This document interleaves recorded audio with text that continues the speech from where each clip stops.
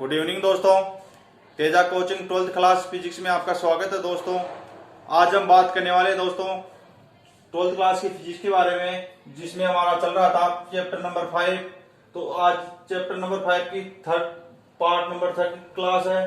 तो इसमें दोस्तों बात करने वाले हैं चुंबकत्व के लिए कूलॉम के नियम के बारे में। इसके बारे में बात करने से पहले दोस्तों, जो स्टूडेंट्स न्यू है, यदि उन्होंने Teja coaching 12th class physics के नाम से हमारा जो चैनल है इसको सब्सक्राइब नहीं किया तो दोस्तों सब्सक्राइब करें, लाइक करें और दोस्तों को शेयर करना ना भूलें। तो चलो दोस्तों हम बात करते हैं चुंबकत्व के लिए कूलॉम के नियम के बारे में। पहले दोस्तों हमने सेकंड चैप्टर में पढ़ा था आवेशों के लिए कूलॉम का नियम, और यहाँ बात करेंगे हम चुंबकत्व के लिए कूलॉम का नियम।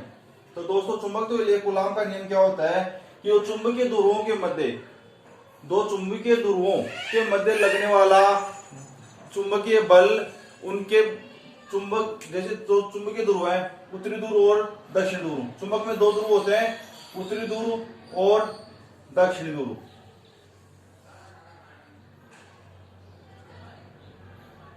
ये दो ध्रुव हो गए, उत्तरी ध्रुव और दक्षिणी ध्रुव। तो क्या बताता है दोस्तों चुंबकत्व के लिए कूलॉम का नियम कि इसके अनुसार किन्हीं दो चुंबकीय ध्रुवों के मध्य लगने वाला चुंबकीय बल, कि दो चुंबकीय ध्रुवों के मध्य लगने वाला चुंबकीय बल F, चुंबकीय दोनों ध्रुवों के मध्य लगने वाला चुंबकीय बल F, दोनों ध्रुवों की ध्रुव प्रबलताओं के, दोनों ध्रुवों की ध्रुव प्रबलता M1 और M2 देख मान लो, M1 और M2 दोनों ध्रुवों की ध्रुव प्रबलता है M1, पहले की ध्रुव प्रबलता M1, दूसरे की M2।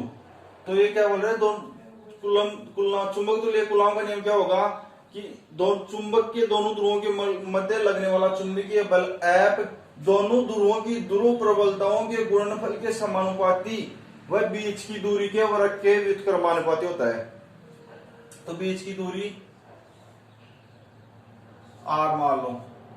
तो क्या बोल रहा है कि चुंबक के दोनों ध्रुवों के मध्य लगने वाला बल F दोनों ध्रुवों के ध्रुव प्रबलताओं के गुणनफल के समानुपाती व बीच की दूरी के वर्ग के व्युत्क्रमानुपाती होता है। तो पहले इसमें लिखो चुंबकत्व के लिए कूलॉम के नियम के अंदर लिखना, इस नियम के अनुसार किन्हीं दो चुंबकीय ध्रुवों के मध्य लगने वाला चुंबकीय बल दोनों ध्रुवों की ध्रुव प्रबलताओं के गुणनफल के समानुपाती, दोनों ध्रुवों की ध्रुव प्रबलताओं के गुणनफल के समानुपाती व बीच की दूरी के वर्ग के व्युत्क्रमानुपाती होता है।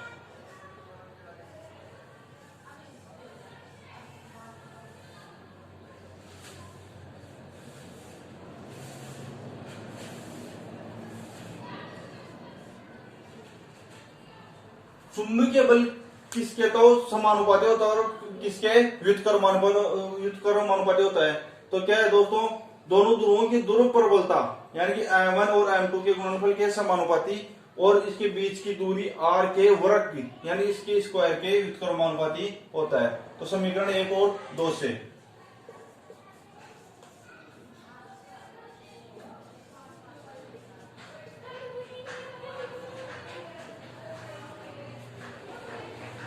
यहां से अल्फा या समानुपाती का चिन्ह हटाएंगे तो दोस्तों क्या लग जाएगा के M1 M2 बटे वे R स्क्वायर।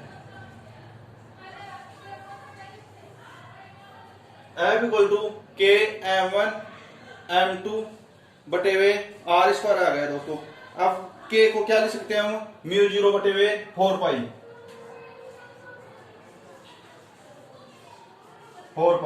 यानी इसका मान कितना होता है 10 की घात -7। μ0 के को क्या लिख सकते हैं हम, μ0 बटे वे 4 पाई। अब μ0 बटे 4 पाई का मान क्या होता है 10 की घात -7, यानी कि इस मान को हम 10 की घात -7 भी लिख सकते हैं। तो यहां क्या आ जाएगा, F इक्वल टू 10 की घात -7 M1 M2 बटे वे R स्क्वायर। अब नीचे लिखना, इतना लिखने के बाद में दोस्तों, यदि M1 equal to M2 equal to, यदि M1 equal to M2 equal to 1 ampere हो और इनके मध्य की दूरी 1 मीटर की हो, तो लगने वाला चुंबकीय बल क्या होगा? तो हमारा लगने वाला चुंबकीय बल आ जाएगा दोस्तों F इक्वल टू 10 की घात माइनस 7। F इक्वल टू ये बच जाएगा, M1 M2 का मान कितना है 1 और R का मान कितना है 1 मीटर, तो इसका मान F लगने वाला चुंबकीय बल F का मान कितना जाएगा 10 की घात माइनस 7। इसका मात्रा लगा देना न्यूटन। तो ये हो गया चुंबकत्व के लिए कूलॉम का नियम। आपको एग्जाम में दोस्तों 2 नंबर में पूछ सकता है कि चुंबकत्व के लिए कूलॉम का नियम। तो दोस्तों आप कंफ्यूज में ना हो, क्योंकि 6 नंबर चैप्टर हमारा उसमें आवेशों के लिए कूलॉम का नियम था। उसमें क्या था दोस्तों, 2 आवेश थे, इनके लिए कूलॉम का नियम पढ़ा था हमने, और यहाँ पे पढ़ रहे हैं हम चुंबकत्व के लिए कूलॉम का नियम।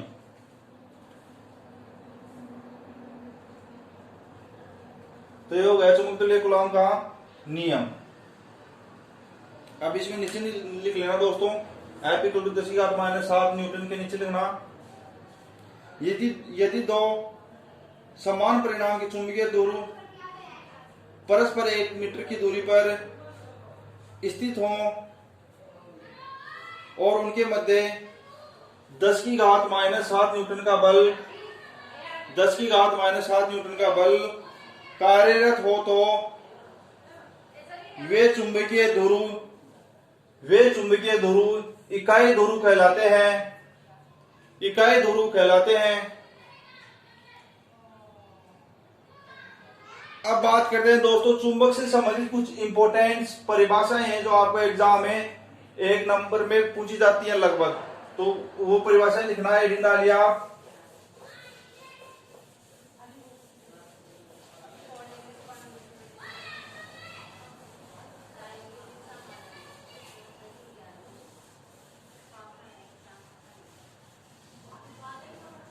हेडिंग डालो दोस्तों, चुंबक से संबंधित परिभाषाएं।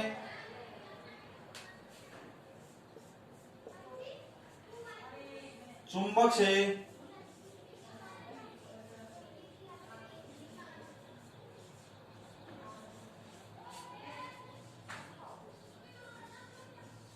संबंधित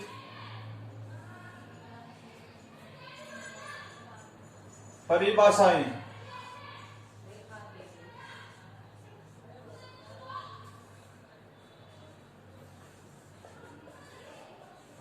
कुछ इंपोर्टेंट परिभाषा लिखाने को जा रहा हूं दोस्तों, जो आप एग्जाम में पूछी जाती है कि चुंबक से संबंधित कुछ परिभाषाएं हैं। तो 1 नंबर लिखना, चुंबकीय ध्रुव।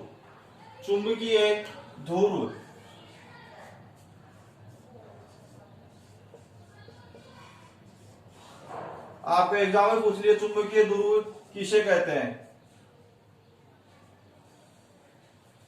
या आपको एग्जाम में इस प्रकार से देखा निम्न की परिभाषा लिखी है, तो 1 नंबर 1 देते चुंबकीय ध्रुव। 2 नंबर पूछ लिया डायरेक्ट, तो 1 नंबर का तो एक चुंबकीय ध्रुव दे दिया और दूसरा दे दिया अगली परिभाषा चुंबकीय अक्ष। तो इन दोनों की डेफिनेशन यदि आपको आती है तो आप लिख सकते हो। तो 1 नंबर चुंबकीय ध्रुव। तो चुंबकीय ध्रुव क्या होता है दोस्तों, लिखना है इसमें, चुंबकीय किनारे पर स्थित वे बिंदु जिन पर चुंबकत्व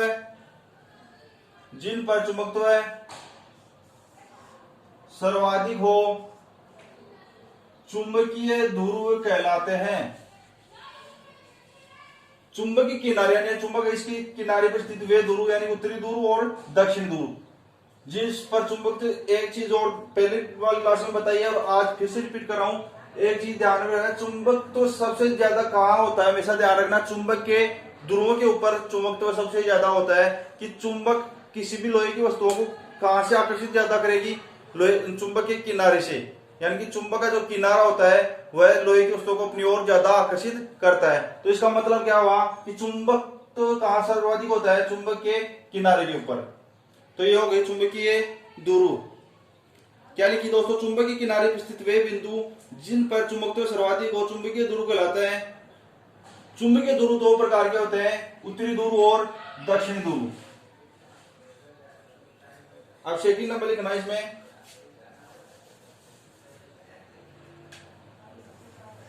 चुंबकीय एक नंबर हो गई हमारी चुंबकीय ध्रुव, और सेकंड नंबर लिखना दोस्तों चुंबकीय अक्ष। चुंबकीय अक्ष उत्तरी ध्रुव और दक्षिणी ध्रुव। जैसे हम कि चुंबक के दो ध्रुवों से कोई रेखा गुजार दे तो वह क्या कहलाती है, हमारी चुंबकीय अक्ष।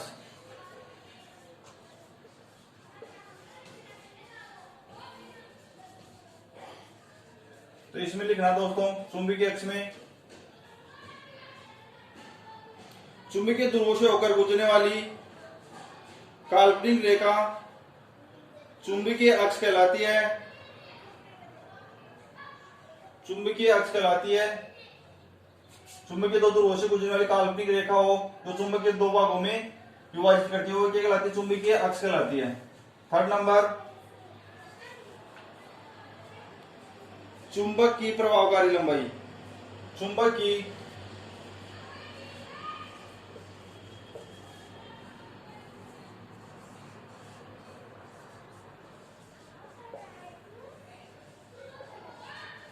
प्रभावकारी लंबाई। चुंबक की प्रभावकारी लंबाई इसमें लिखना दोस्तों चुंबकीय ध्रुवों के मध्य की दूरी, चुंबकीय ध्रुवों के मध्य की दूरी को चुंबक की प्रभावकारी लंबाई कहते हैं।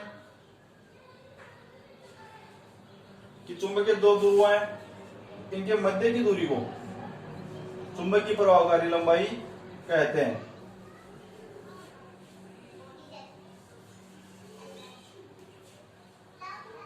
फोर्थ नंबर लिखना चुंबकीय यामोत्तर।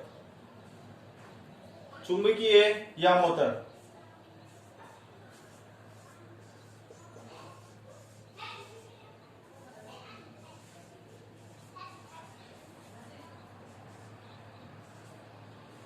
चुंबकीय यामोत्तर चुंबकीय यामोत्तर क्या होता है दोस्तों, चुंबक से होकर गुजरने वाला काल्पनिक ध्रुवाधर तल। कि चुंबक के ध्रुवों से बोल सकते हो या चुंबक के ध्रुवों से, जैसे ये चुंबक है उत्तरी ध्रुव और दक्षिण ध्रुव, तो चुंबक के ध्रुवों से होकर गुजरने वाला ध्रुवाधर तल। इस प्रकार से डायग्राम बना लो। यह चुंबक के दोनों ध्रुवों उत्तरी ध्रुव और दक्षिणी ध्रुव। तो ये क्या है, क्या कहलाता है, चुंबकीय यामोत्तर कहलाता है। तो इसमें लिखना दोस्तों नीचे चुंबकीय ध्रुवों से होकर गुजरने वाला काल्पनिक, चुंबकीय ध्रुवों से होकर गुजरने वाला काल्पनिक ऊर्ध्वाधर तल चुंबकीय यामोत्तर कहलाता है। 5 नंबर, ध्रुव प्रबलता।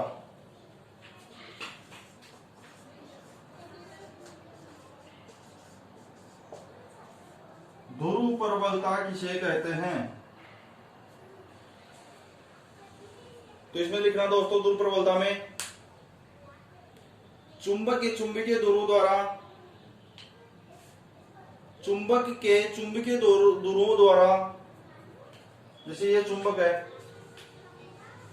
तो ये क्या बोल रहा है कि चुंबक के चुंबकीय ध्रुवों द्वारा, यानी ये चुंबक है तो चुंबक के ध्रुवों द्वारा यानी उत्तरी ध्रुव और दक्षिण ध्रुव, तो चुंबक के चुंबकीय ध्रुव द्वारा चुंबकीय वस्तुओं को अपनी ओर आकर्षित करने की क्षमता ध्रुव प्रबलता कहलाती है। तो इसमें लिखना ध्रुव प्रबलता में चुंबक के चुंबकीय ध्रुव द्वारा, चुंबक के चुंबकीय ध्रुव द्वारा चुंबकीय पदार्थों को आकर्षित करने की क्षमता उसकी ध्रुव प्रबलता कहलाती है। इसे एम से प्रदर्शित करते हैं, एम से प्रदर्शित करते हैं, इसे एम से प्रदर्शित करते हैं।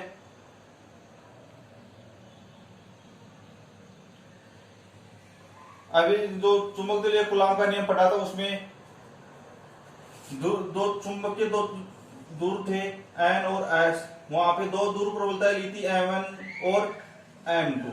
तो ये क्या है ध्रुव प्रबलता की, ये डेफिनेशन मैंने आपको नीचे लिखा दी है। तो ये हो गए दोस्तों चुंबक से संबंधित कुछ इंपोर्टेंट परिभाषाएं। चुंबकीय ध्रुव, चुंबकीय अक्ष, चुंबक की प्रभावकारी लंबाई, चुंबकीय यामोत्तर और ध्रुव प्रबलता।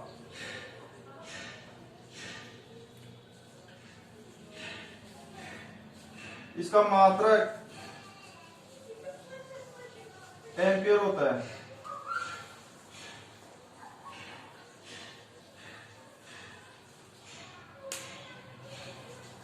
तो दोस्तों आज की क्लास में हमने दिन किया है चुंबक से संबंधित कुछ इंपोर्टेंट परिभाषाओं के बारे में और चुंबकत्व के लिए कूलाम के नियम के बारे में।